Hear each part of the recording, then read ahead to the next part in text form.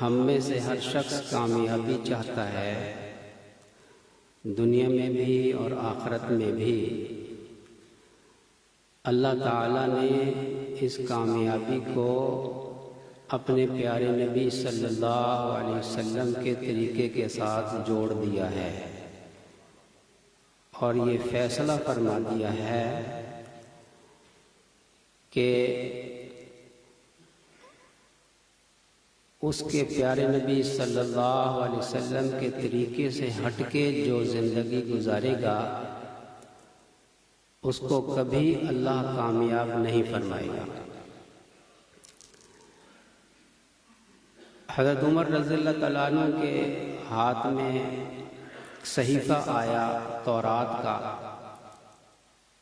نبی کریم صلی اللہ علیہ وسلم کی خدمت میں عرض کیا کہ خوشی خوشی کہ یہ میرے پاس ایک صحیفہ ہے، یہ میرے ہاتھ لگ گیا۔ آپ علیہ السلام کا چہرہ مبارک متغیر ہو گیا۔ صدیق اکبر رضی اللہ تعالیٰ عنہ نے حضرت عمر رضی اللہ تعالیٰ عنہ کو متوجہ کیا کہ دیکھتے نہیں اللہ کے نبی صلی اللہ علیہ وسلم کے چہرہ مبارک کی طرف؟ حضرت عمر رضی اللہ تعالیٰ عنہ گھبرا گئے کہ میرے ماں باپ آپ پر قربان، آپ صلی اللہ علیہ وسلم کیا فرمایا؟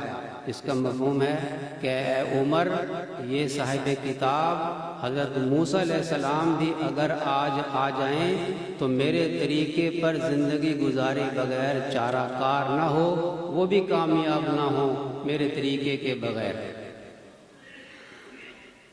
حضرت عیسیٰ علیہ السلام قرب قیامت میں تشریف لائیں گے، اللہ کے نبی صلی اللہ علیہ وسلم کے طریقے کو رواج دیں گے، شادی کریں گے، نبی کریم صلی اللہ علیہ وسلم کے طریقے پر کریں گے، قرآن عظیم الشان کی ترغیب دیں گے، قرآن عظیم الشان کی تعلیم دیں گے۔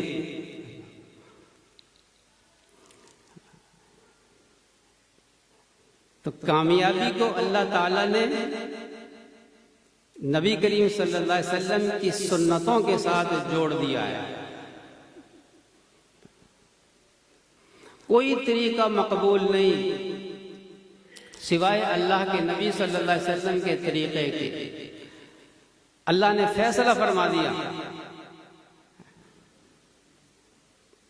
کہ اگر تم اللہ سے محبت کرتے ہو تو آپ ان کو فرما دیجئے کہ میری اتباع کرو، میرے نقش قدم پہ چلو۔